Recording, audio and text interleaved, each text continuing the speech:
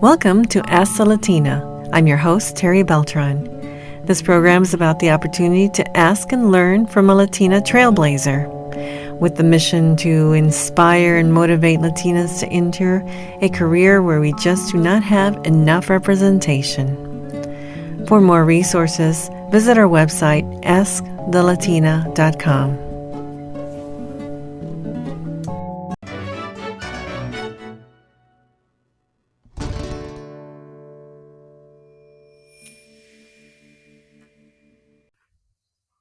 Welcome to Ask the Latina. I'm excited because my guest today is Maria Caseras. She is an employment lawyer, and law is an area that we need more Latinas to consider going into. So I hope this inspires you, and I'm sure it will because it's an area that is very enriching, and she's going to tell you all about her journey. Maria, thank you for being with us. Thank you so much, Terry. I'm happy to be here. Thanks. Well, let's first start with your heritage, where you were born, growing up, and up to going to school, what it was like. Did you have an interest in where you wanted to go at that time? Yeah, sure. So I was born in McAllen, Texas, so in the U.S.-Mexico border. And I was raised in a small town named Elsa, Texas. There were about 5,500 people at the time. I think now the population is about 7,000. And so it was a very small community, and where people really know each other. It's predominantly Mexican American, Latino, and my background, I'm a mix. I am Latina and identify as Latina, but my mom is also half Cherokee, so I'm Native American as well. And my mom is also a part German Jew, and also Mexican too. And then my dad is his background is he's Italian, Spanish, but it's a mix, right? It's thinking of America where we are a mix and people come as immigrants. But I grew up along the U.S.-Mexico border, and I grew up Mexican American. That's great. And then when you went to school, did you have an interest or did you have an idea where you wanted to go to? When was the first time you decided, what you would do at college? So I think college was just always in my mind. There was just never it was just not in my mind. Where I grew up, yes, it is a community where a lot of people do not go to college, right? Probably, I'm not sure the percentages, but when I was there, probably the majority probably do not end up going to college and do not finish college. But I've just always been a driven person, and I think that's something, some people just are not driven towards education. And for me, I always thought education was an opportunity and would give me more opportunities and would give me advancement in my life and career. And so it was just there was never any kind of doubt in my mind that I was going to go to college. I just didn't know where, because I'm an only child and very close family. And my parents would never allow me to go to sleepovers or, things like that. So very, very close.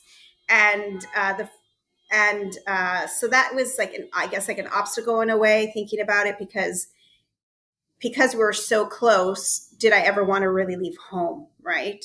And this very tight community, very tight family, right? My aunts, uncles, grandparents, we live in the same town. My grandparents were my neighbors. It's just very close. And so that was probably the biggest obstacle, was just letting myself fly and leave that safety net and that comfort.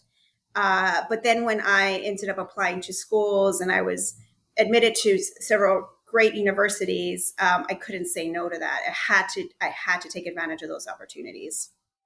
Yeah, that's great. That's great. I totally understand with you. I'm the only child too, and the closeness, and yeah, it's very close, especially the fact that you live so close to your relatives and everything. That's really nice. So what university did you go to, and how did you prepare for that?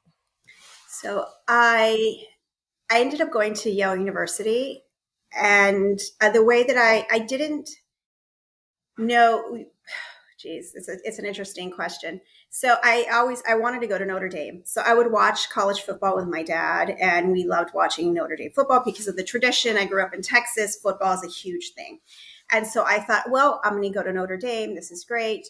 And then when I was a junior in high school, I had a high school teacher who his name was Mr. Guajardo, and he believed in us and our student, the students who were achieving well and achieving high standards at school, that we could go to great universities outside of the state, like outside of UT, outside of Texas A&M, and just branch out and be able to go to an Ivy League. And so he organized a trip, and he selected students. We were basically 10 students, and he selected us to go on a trip to the East Coast. And there was a person that had graduated from my high school who was already living in New York City. And he is the legend, basically, because people from where I grew up don't end up here. So he ends up in New York City. He gives us his frequent flyer miles for us to fly to the East Coast. And then we visit the Ivy League schools. And so we were going school to school visiting, but never did I think that I could really be in that school, right? You have that sort of like that, I guess people call it the imposter syndrome. But I mean, I don't really like that term, but that's, I didn't know people like myself in those schools, right? There were a couple, but they were legendary, right? Oh my gosh, they were geniuses, right? And I just didn't know that I was, even though I was doing so well in school and an overachiever, I didn't think that I had it in me because of all these other students who go to boarding schools or private schools and things. And I thought they were going to be more prepared than I was. But I ended up applying to school, and I got into Yale, and I got into other schools as well. But I chose Yale, and it goes back to the whole family thing. Two people from my high school, we were so fortunate that three of us were accepted from my high school that year to go to Yale, and I was also accepted to Princeton. And I didn't go to Princeton because I was the only one that was going to go there. And so instead I chose Yale because there were two people from my high school that I knew very well since I was like in kindergarten and they were going to go to Yale too. So it was that feeling of that family bond. Even though my family wasn't going to be there, my close friends were going to be there. And that's why I ended up choosing to go there. Now preparation, I did a lot of activities. I had a pretty full schedule.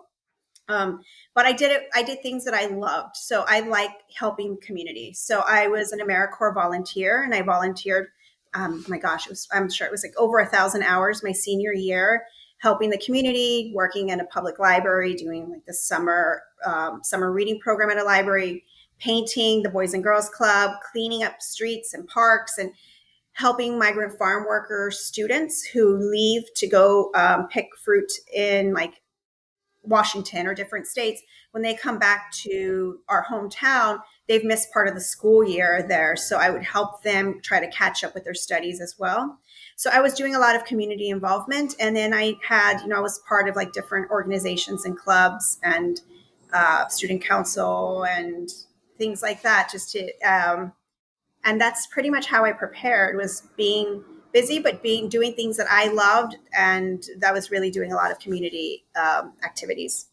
Wow, that's really great. I think definitely, doing the community activities really develops you too as a youth and what, prepares you like that. I think you did a lot of great things, especially for others too. So when you went to New York, what was that like with your family? How did they feel about the move and everything? And how did you overcome that? So when I first moved to Yale, which is in New Haven, Connecticut, so very close to New York, right, about 2 hours by train, my parents dropped me off at the school, and I was supposed to stay at the school the first night, right, in the dorms, or it's called residential college. And I didn't stay there for like the first couple of nights. Instead, I stayed at the hotel with my parents because it was really still very hard to make that transition. And then when they left, I cried a lot. And and then and then I started to come into my own, and I would go home and visit. But I make my friends there, and even though I had friends from my high school, it turns out we're in different residential colleges, and you end up making your own new friends. And so I guess one thing that I would ever tell, I know one of the questions you're probably going to ask is what advice I would give to students, and that is really go wherever you want to go and feel comfortable there, but don't make that choice based on your buddies going there or your boyfriend's going there. Because and the reality is that we grow and we end up making new friends and we end up branching out and become like more so that was, but yes, so it was a difficult situation initially, and then within I probably within a month or less than that, I was already just feeling part of the community there and was making friends because there were so many other people in the same situation. We were coming from all over the world, really, and the United States, and we're all looking to make friends. So Right, right. And when you were at Yale, were there much Latinas there at the time? And what courses did you start with? Well, you went there as a freshman, I assume, correct? yes, I went as a freshman. I don't know the number of Latinas, but there really are not. There were not many of us, and I can't tell you the number, but I can tell you that when I see them on social media or something, we know each other. And to this day, I go somewhere and I meet a Latino from that graduated. I graduated in 2001. I graduated in 1997 or 1996 or 1998. And I'll go and we know people in common because there were not many of us. So, and it's right now, I mean, just recently I met somebody, I'm a lawyer, and the person who's working on the insurance side of this, who's provide the insurance carrier, the lawyer on that side, he says, "Oh, Maria, I saw you went to Yale." I'm like, "I did go to Yale," and he said, "Oh, I graduated in 1997." I'm like, "Wow, that's the first year I got there, but I know somebody from 1997." I tell him who I know. Of course, I know who. Oh, I know another person. Of course, I do because there were not many of us. Yeah, yeah. Um, so when you transitioned over to Yale, were there some programs there as far as what were some of the first programs that you took outside of the classes to start, or did you just decide to go into law at that time, or how did you transition to that? No, I didn't know I wanted to be a lawyer. So I'm the first generation college graduate. So and in my town there were no lawyers, so there was no exposure to the legal profession really. So I didn't know, and the people around me, my peers and classmates, they knew they wanted to go into law, or they knew they wanted to go into investment banking, they wanted to go into medicine, and they were taking the GREs, the LSATs, they were taking different, right, the test preps courses and stuff to take these exams, but I didn't know because of that lack of exposure. So I became a lawyer, which I knew, and I knew there was a lawyer who had impacted my life. And I have some aunts and uncles who are also not lawyers, sorry, teachers, and aunts and uncles who were teachers who impacted my life, and I had a teacher who impacted my life. So I knew that I wanted to teach initially. And so I taught as a New York City teaching fellow here in New York City, which is similar to a Teach for America program. And through that, I taught in the South Bronx. I taught there for 4 years. And in that process, I earned a master's degree in early education. And then I was trying to decide on the next step. And I thought I would get a PhD in education as well. But then I went to a panel, and the panelists there, the PhD panel, some of them had JDs, some of them were lawyers. And I thought, wow, I could become a lawyer and continue to work in the education space, which was my passion at the time. And then I could also be a lawyer, and that would give me other opportunities. And that's why I decided to become a lawyer. Okay, so what's your degree in from Yale University and then Anthropology. So anthropology I and studied anthropology, cultural anthropology, physical anthropology, like the evolution, human evolution and stuff, and then also archaeology. So studied, concentrated a lot on like Mesoamerica and like the indigenous and pyramids and all of that art and architecture in Mesoamerica. So it was quite beautiful what I majored in. It was great. And so you were teaching, and then did you start taking classes, or what did you do to get your law degree or to go become a lawyer? So I was teaching for 4 years, and then I went to law school, and I stopped teaching, and I went to law school, and that was it. I did law school for 3 years, and then I became a lawyer. How'd you find that transition from teaching to law school? It was. It was fine. I think I was, since I had a career before going to law school, I was a little bit older than the other students and perhaps maybe somewhat more mature in my decision making when I was there. So I was a, while I was a law student, I was also working. So I did externships. So I worked in the evenings and things. I would work doing intake interviews, for example, with the Latino community here in New York City who were not being paid fair wages, unpaid wage claim. You know, it's the opposite of what I do now, which we'll talk about. But I would work with a community organization called Make the Road New York, and we would help, for example, grocery store workers who were not being paid the minimum wage, the people who were bagging your groceries and they weren't being paid, they were just being paid by tip, for example. And so I would go out and do community outreach and try to bring awareness to that to the community so that the community could know that where they were shopping, this is what was happening, right? And so that's what I was doing. And then I worked also for the New York City Law Department as well in an externship. I did a tax clinic because I thought maybe I wanted to be a tax lawyer because I thought that was something that was a necessity, right? Businesses need tax lawyers, just like businesses need employment lawyers. And that's what I do now. Oh, okay.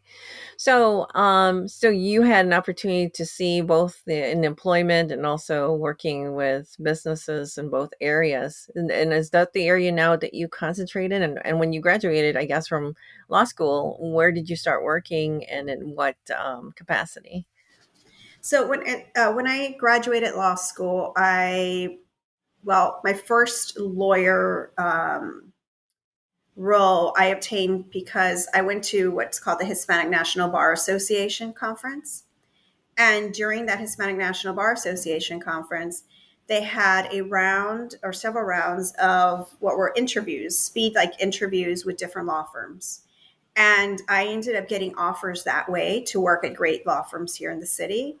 And so I started at a law firm. I started at Nixon Peabody to start, but I graduated in 2008 and I was in what's called the Global Finance Group. So I started off as what's called a transactional lawyer.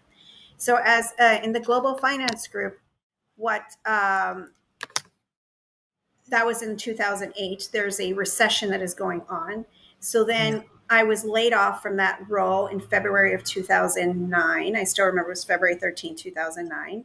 And Hmm. at just like many lawyers, fresh lawyers straight out of college, we were just laid off because well, we don't really know how to be a lawyer and there's just no work for us. Mm. So I used the power of networking and contacted people that I knew in the city that were actually the person that ended up hiring me was a person I worked with as a summer associate at Nixon Peabody. And he had moved with a team to another law firm that's a Michigan based firm.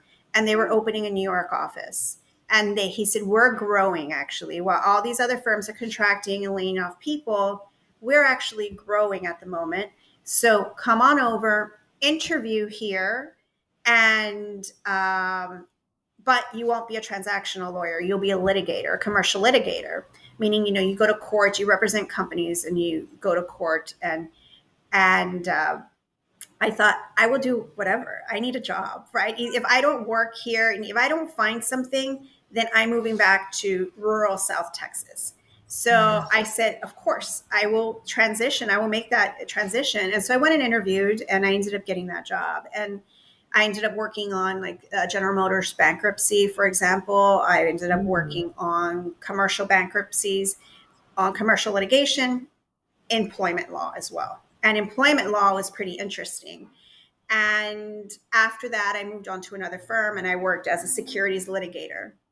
And then I was there and I thought, I really like employment law so much more. Out of what I've done, the different areas, that's really the one that I'm interested in, that I can see myself doing for my lifetime, right? And so I received, I ended up reaching out to somebody I worked with at Nixon Peabody, the firm that had laid me off during the recession, and they were hiring. And I ended up moving straight into employment law at Littler Mendelson, which is the largest employment law firm in the world on the management side, representing companies. And that's all that Nixon Littler Mendelson does.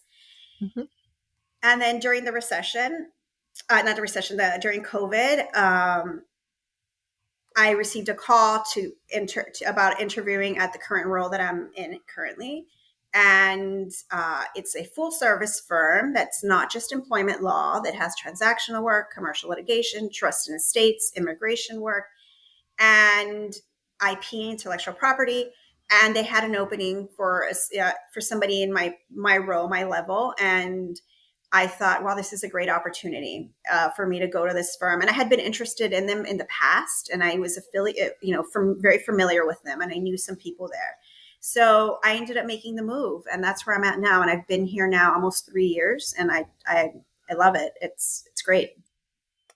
Wow, that's really good. I mean, in your whole journey, you just showed us how many different areas someone in law can go into, which is pretty cool. And there's so much diverseness just in that one field alone. And you get to experience that because you had that degree. And it was nice that you were able to shift exactly when things you needed to. So that's really great. You probably never imagined that that would happen when you studying for law, because we always think lawyers are just kind of like don't go through that same experience that you just took us through. But if you were in college, if someone was just starting to go to college, it's good for them to know that there's all these other opportunities out there. Now, as far as you were both in law and also in business, are you doing still business as well?